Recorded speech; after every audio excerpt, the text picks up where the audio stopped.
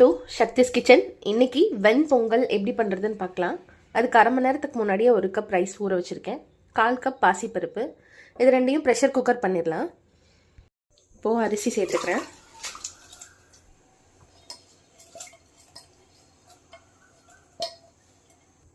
ஒரு கப் ரைஸ்க்கு நான் 4 டம்ளர் தண்ணி சேர்த்துக்கிறேன்.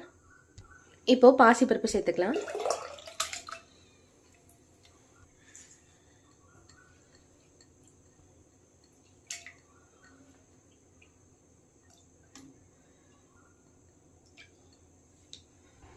கொஞ்சமாக நெய், தேவையான அளவு சால்ட்.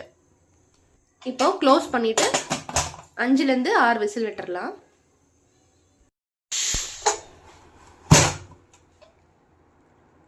இப்போது 5 விசிலுக்கு அப்புறம் ப்ரெஷர் ரிலீஸ் ஆனதும் எடுத்திருக்கேன்.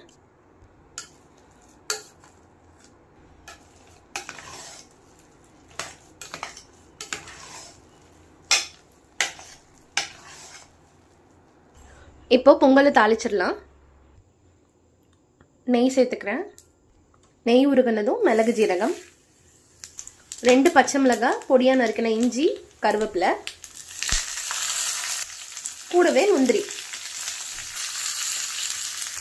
ஃப்ளேமை ஆஃப் பண்ணிடுறேன். இப்போது தாளிப்பு சேர்த்துக்கலாம்.